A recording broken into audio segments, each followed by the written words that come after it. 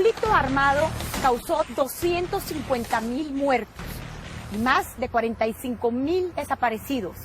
Fueron 36 años de una lucha cruenta que dejó como saldo secuestros, asesinatos, sangre y mucho dolor en Guatemala. Según los documentos históricos, el 93% de las víctimas se atribuyen al ejército y un 3% a la guerrilla. Sin embargo, hay una parte de la historia que ha sido silenciada y que no ha sido escrita en Guatemala. El capítulo comienza hoy a resurgir a raíz de una denuncia que interpone Ricardo Méndez Ruiz contra 26 exguerrilleros, todos ellos como secuestros y delitos de lesa humanidad. Esta serie de 2 programas tiene un contenido de muy alto impacto, por lo que le recomendamos que no sea visto por menores de edad. Sin embargo, Informe Especial se ve en la obligación moral y la necesidad de contar la historia silenciada en Guatemala. Yo soy Silvia Jereda y este es Informe Especial. El documento de la recuperación de la memoria histórica, conocido como el Informe REMI, da cuenta que en Guatemala, en el marco de las operaciones contra insurgentes llevadas a cabo entre 1981 y 1983, agentes del Estado cometieron actos de genocidio en contra de grupos del pueblo indígena.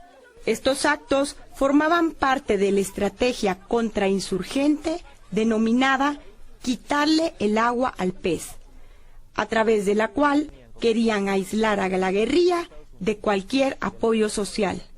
Tipificarlo como conflicto armado para algunos es equivocado porque los conflictos armados están reconocidos por Naciones Unidas. El enfrentamiento armado no. Independientemente de eso, se usan los dos conceptos para lo mismo. Conflicto armado en Guatemala nace después del 13 de noviembre, cuando unos oficiales que se alzaron, que trataron de dar un golpe contra Idígoras Fuentes, quedan alzados en armas y posteriormente se convierten en el brazo armado del Partido Guatemalteco del Trabajo que había sido expulsado en 1945-46 por el presidente Arévalo, a raíz de que clausura la escuela Claridad, que era el órgano de formación y difamación, porque el artículo 32 de la Constitución de 1945 prohíbe, digamos, ese tipo de ideologías y tendencias internacionales. Luego se da el surgimiento de las primeras FARC, que son derrotadas en la Sierra de las Minas en los años 60, y se dividen en varios grupos. Uno de esos es el grupo guerrillero Edgar Ibarra, que es el que después ingresa a Guatemala como Ejército Guerrillero de los Pobres. Ese grupo se termina de dividir y de ahí sale pues ORPA, que baja, digamos, a la Boca Costa, al sur de Quetzaltenango y todo el departamento de San Marcos. Las FARC se quedan operando, digamos, en el área del Petén específicamente, llevando a cabo sabotajes, digamos, y destrucción de bienes inmuebles. El EGP se queda en el norte, en los departamentos de Quiché, Huehuetenango, una parte de Cobán, y su primera acción, digamos, con la que salen a luz es con la muerte del famoso Tigre de Ixcán, que es el primer ajusticiamiento que ellos hacen. Guatemala vivió un conflicto armado entre 1962 y 1996, cuando se llegó a la firma de los acuerdos de paz entre el gobierno de la República de Guatemala y la URNG. En esta época, en el contexto internacional de la Guerra Fría y el papel de los Estados Unidos, influyeron en una evolución del conflicto que desencadenó un círculo vicioso de injusticia social, protestas y represión. En esta guerra, los documentos del esclarecimiento de la memoria histórico y el REMI han consignado solo una parte de los hechos. Olvidaron escribir la historia de las víctimas de la guerrilla. Es hasta el año 2011 cuando las atrocidades cometidas por estos grupos rebeldes salen a luz. Quien primero toma la iniciativa de generar una recuperación de la memoria es la Iglesia Católica. Pero debemos de recordar que la Iglesia Católica fue parte del conflicto, especialmente en el área del EGP, porque nombres como Maquena, como Ricardo Falla, por ejemplo, y otros curas jesuitas, digamos, que tras la teología de la liberación se sumaron, digamos, a los grupos armados, particularmente al EGP, usaban, digamos, el dogma religioso para que se reclutara gente, ¿no? Y entonces es la Iglesia la que toma la iniciativa de hacer su recuperación de la memoria histórica. Y lo que la Iglesia recibe, lo que la Iglesia recoge son testimonios que no tienen un fundamento, que no tienen, digamos, el rigor científico de una investigación, para que al final de cuentas el informe de la recuperación de la memoria histórica nos diga que el 98% de la responsabilidad de la violación de derechos humanos es de las Fuerzas Armadas y de la Policía Nacional Civil. Y prácticamente el REMI es el que jalona el informe de la Comisión del Esclarecimiento Histórico, que toma 25.000 casos de REMI, 25.000 casos de Conadeuda, 20.000 casos de otra organización, y con eso llegan a ser al final un resultado matemático. Fue hecho con un criterio muy específico y con una posición muy definida, prácticamente en todo sentido contraria al ejército y en bastante sentido favorable a la guerrilla. El REMI estaba dirigido por personas que tenían afinidad en bastante medida con los grupos guerrilleros y tomó solo un cierto tipo de testimonios. Nos encontramos en la Facultad de Veterinaria de la Universidad de San Carlos de Guatemala. En este lugar, precisamente, en el año de 1982, sucedió uno de los secuestros de más alto impacto en la historia de Guatemala perpetrado por la guerrilla. Aquí, Ricardo Méndez Ruiz, con quien nos encontramos, y en esa época era un joven estudiante cuyo padre era el ministro de Gobernación, sufrió un terrible secuestro del cual hoy nos contará su historia. Gracias, Silvia. Sí, en efecto, en estas instalaciones pasé algunos de los mejores años de mi juventud, mis años de estudiante universitario. Me retrotraigo en este momento a 1982. Aquí, en este lugar, exactamente en donde yo estoy parado ahora, fui secuestrado el 23 de junio de 1982 por fuerzas terroristas del PGT y el EGP. En ese momento me encontraba en un receso entre clases, tomando un agua gaseosa que recién acababa de comprar en una caseta que se encontraba a escasos metros de ese lugar. 3 terroristas salieron de este lado del carro y 3 del otro lado del carro. Me encañonaron y uno de ellos sacó unos grilletes con los que me esposó. Esos grilletes me acompañarían a mí a lo largo de casi 2 meses que duró mi secuestro. Con esos mismos grilletes me encadenaron a la cabecera de un catre en el que permanecí acostado y sentado, sin poderme parar obviamente, porque el largo de las esposas no daban para tanto. No pude caminar a lo largo de 2 meses. El que introdujo el secuestro en Guatemala fue la asesoría militar norteamericana. Yo lo puedo comprobar con mi caso. Segundo, que el que ejercía los efectos de cumplimiento de las orientaciones y asesoría norteamericana del Ejército de Guatemala, porque a mí me secuestró el Ejército de Guatemala, me llevó a la editorial del Ejército y ahí fui torturado. Entonces nosotros respondimos con la misma arma, secuestrando gente por 2 razones básicamente. Habían 2 clases de secuestro. Uno, los secuestros económicos para obtener financiamientos para la guerra. 2, los secuestros políticos. Los secuestros políticos sobre todo fue para lograr que nuestros compañeros no fueran asesinados. Eso fue por lo que nosotros hicimos secuestros políticos. Unos secuestros los hicimos para lograr que publicaran denuncias sobre todas las masacres que se estaban haciendo en la zona de Ixil. Otra, para canjear a algún prisionero que tenía el ejército y que nosotros le ofrecíamos la vida del que teníamos nosotros secuestrados. Mi señora madre, hasta el día de hoy, creo yo que no se ha terminado de recuperar en un 100% de mi secuestro. Y le hablo de 30 años después. Mi padre tiene un carácter muy fuerte. Él tomó la determinación de no negociar con los terroristas, como consta en los medios impresos de información de la época. Recordemos también secuestros dramáticos como el de varios de los directores de Prensa Libre, por ejemplo Álvaro Contreras Vélez, por ejemplo Pedro Julio García, el asesinato de Isidoro Zarco, muy importante y que marcó el periodismo de nuestro país por parte del terrorismo. Quienes en ese entonces encabezaban el PGT era Ricardo Rosales Román, que ahora es un columnista del diario La Hora. Está también el señor Gustavo Meoño Brenner del EGP, quien se encuentra ahora desclasificando los archivos de la Policía Nacional Civil.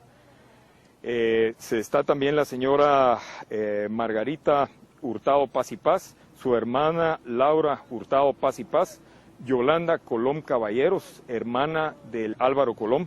Se encuentra también sindicado en mi querella el señor Gustavo Porras Castejón.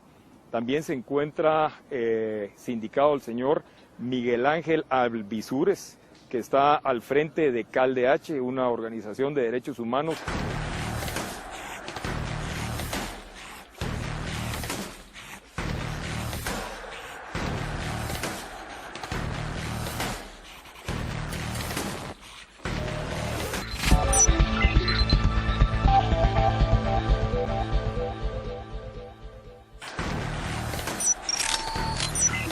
Esta es la avenida La Reforma, el escenario donde en el año de 1968 cae abatido a tiros el primer embajador víctima de la guerrilla.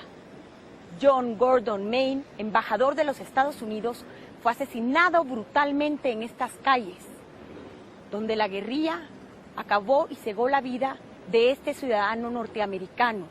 Luego, 8 diplomáticos más corrieron la misma suerte. Y es hasta el año 2011 cuando Teddy Plocharsky, caficultor de San Marcos, decide entablar la primera denuncia exigiendo que sean investigados estos crímenes, que los 4 grupos guerrilleros responsables de estos terribles y horrendos asesinatos sean investigados y que se ejerza justicia por primera vez en Guatemala. Existieron muchos asesinatos y secuestros que tenemos documentados de diplomáticos y funcionarios extranjeros en Guatemala, lo cual agregaba más a la inestabilidad y la inseguridad de Guatemala. En 1969 fue asesinado y su cuerpo apareció en San Pedro Ayampuc del conde Bonspreti, embajador de Alemania en Guatemala. Luego fueron asesinados 3 funcionarios más de la embajada americana, entre ellos el señor John Werbe, el señor Ernest Munro y el señor Sean Hawley fue secuestrado. El coronel Hause también fue asesinado. Los crímenes pues contra el cuerpo diplomático y muchas personas inocentes que nada tenían que ver en el conflicto era como una medida de presión para demostrar que las fuerzas de seguridad no eran aptas de frenar pues la lucha de ellos, desprestigiar al gobierno de turno y infundir terror también dentro de la población, que si un diplomático no estaba a salvo pues de una represalia, cualquier ciudadano podía ser también víctima de una acción pues terrorista. Esto pues en esencia era un método terrorista para la toma del poder político. En 1985 falleció Erasmo Sánchez y don Norman Lin. Norman era el cónsul de Noruega en Guatemala y ellos aterrizaron en Finca Panamá, en Santa Bárbara, Suchitepeques, y la guerrilla, el ORPA, había puesto una bomba en la pista y los 4 pasajeros fallecieron. Hilda García es la hija del piloto aviador civil Arturo García, que en el año de 1985 conducía la nave en la que iba el cónsul de Noruega junto con su yerno y un agrónomo. Más o menos una hora después de que salieran de la casa, recibimos una llamada diciendo que había habido un problema en la pista y que se habían accidentado, pero no se sabía qué era realmente lo que estaba pasando. Entonces nos fuimos al aeroclub a esperar, a preguntar qué pasaba, y estábamos ahí cuando nos avisó Natsul Méndez, que en ese tiempo era el jefe de investigaciones de aeronáutica civil, que había volado la avioneta y que habían fallecido los 4 ocupantes del avión. En esta foto se puede ver la avioneta, esta es una plantación de hule.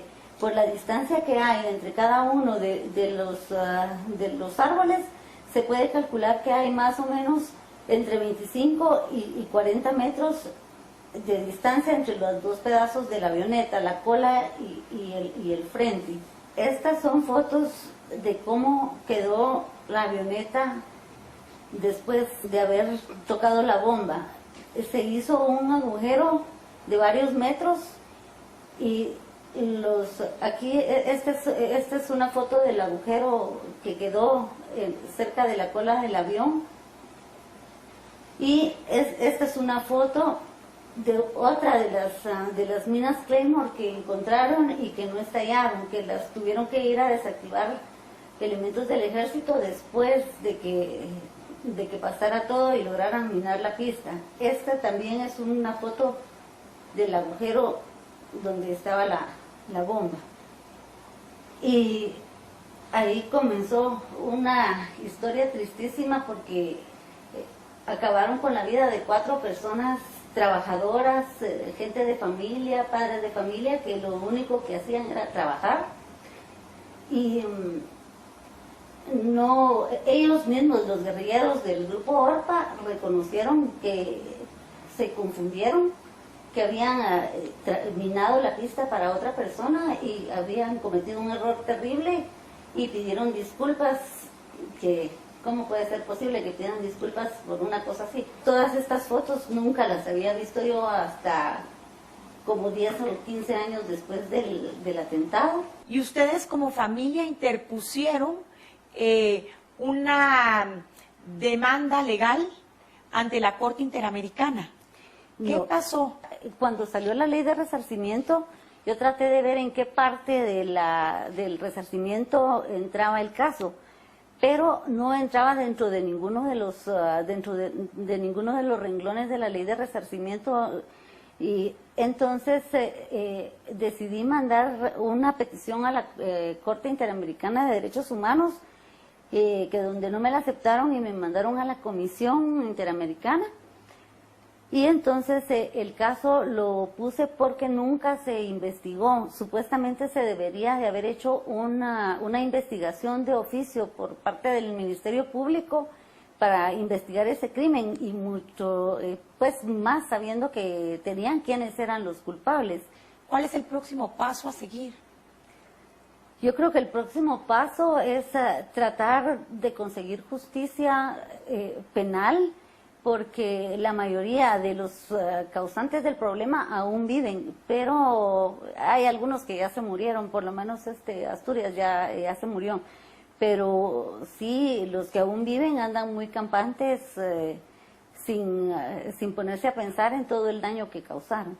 En la denuncia que presentamos en diciembre del 2011, aportamos 52 nombres para que el Ministerio Público los citara y entrevistara, para que ellos aportaran los conocimientos que tengan sobre los hechos delictivos que hemos informado. Por ejemplo, por parte del ORPA, mencionamos a Edulmina Hernández, alias Cleopatra, a Sandra Torres, alias Marta, a Sandino Asturias, alias Jorge, a Orlando Blanco, alias Raúl. Por parte del PGT, entre otros, mencionamos a Ricardo Rosales, alias Julián, a Miguel Ángel Alvisures, que usaba 2 seudónimos, Pedro y Damián. Por parte del EGP, aportamos los nombres de Juan José Hurtado Paz y Paz, alias Fernando, a Jean Marie Simón, alias Susana, a Gustavo Adolfo Mioño, alias Manolo o Jonás, y a Gustavo Porras, alias Héctor.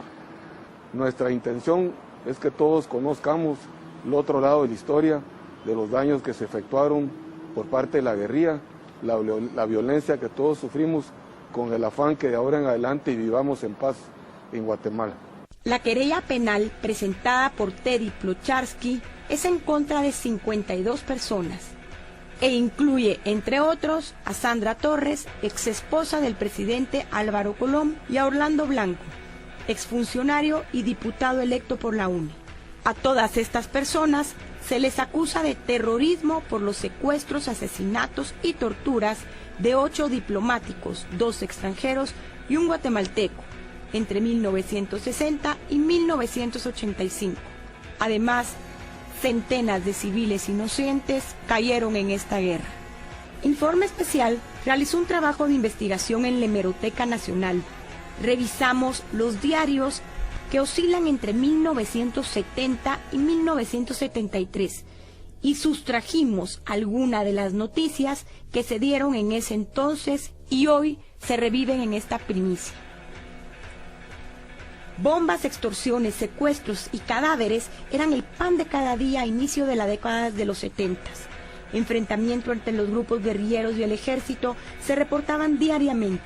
La Universidad San Carlos de Guatemala fue tomada por los grupos insurgentes, como lo relata esta nota de prensa libre, donde se da a conocer cómo un grupo armado tomó la Escuela de Ciencias de la Comunicación.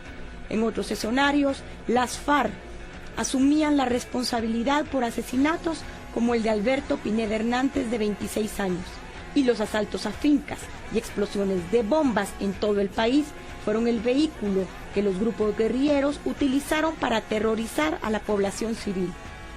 Pero también las ejecuciones estuvieron a la orden del día. Para quienes no se alineaban con la ideología de los grupos subversivos, fueron ejecutados.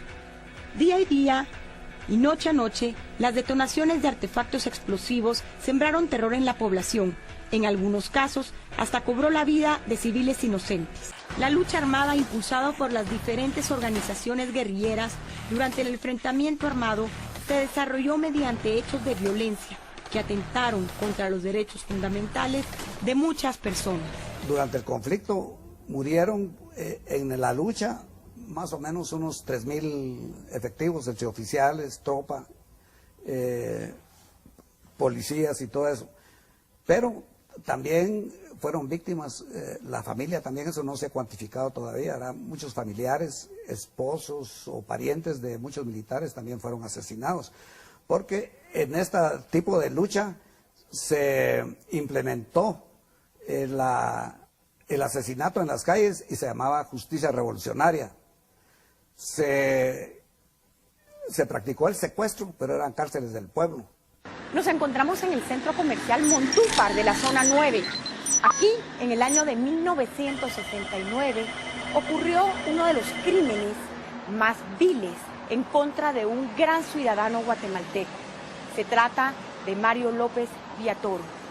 Él fue asesinado brutalmente por la guerrilla en este lugar cuando se conducía a su auto con su hijo, que en esa época tenía 4 años. Nos encontramos con Alfredo López, quien se encontraba en este mismo centro comercial en aquella época. Esta es la placa conmemorativa de la muerte de mi padre, ese hecho sucedido el 1 de junio de 1969. Héroe y mártir de la patria, fue puesta esta placa como un recordatorio de toda su vida y de su papel que giró en el país.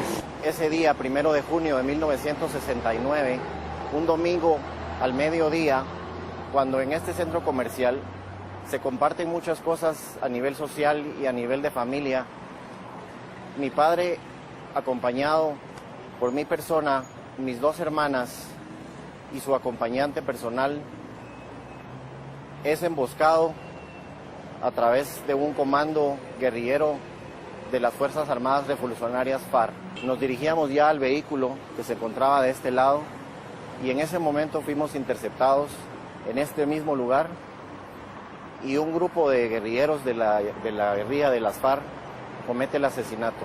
Sin embargo, es hasta el año 2011 cuando estos casos se hacen públicos y se llevan a tribunales.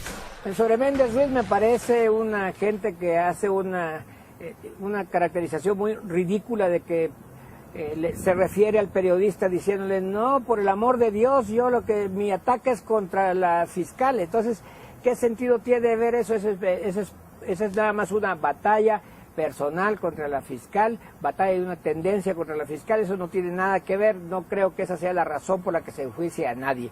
Yo estaría dispuesto a ir al Ministerio Público en el momento que me llamen para prestar declaración sobre las interrogantes que ellos hagan respecto a la denuncia que él presentó.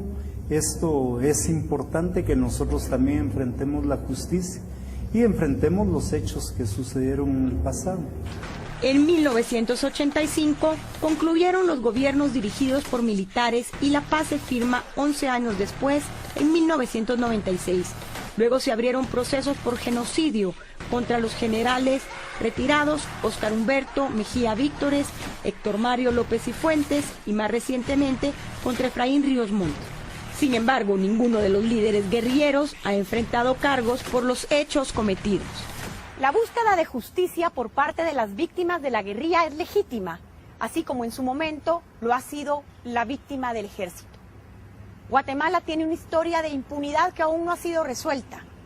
En su discurso de toma de posesión, el general Otto Pérez Molina dijo que Guatemala necesita superar el pasado, pero sin olvidarlo. No debemos olvidar el pasado, pero sí superarlo. Ser capaces de asumirlo colectivamente como sociedad.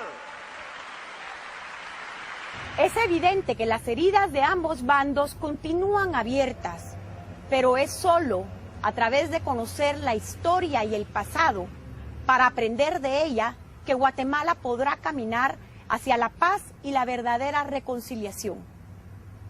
En Informe Especial tenemos el compromiso de mostrar la verdad y caminar hacia esta cultura de paz. Yo lo invito a que me siga acompañando la próxima semana en este especial donde mostramos las atrocidades cometidas por la guerrilla. En el próximo programa usted podrá ver imágenes inéditas y videos nunca antes vistos, donde mostraremos los métodos de tortura, secuestro, agresión y muerte que utilizó la guerrilla en Guatemala. Yo soy Silvia Jereda, este es Informe Especial y lo invito a que pueda ver este programa en la web en www.canalantigua.com.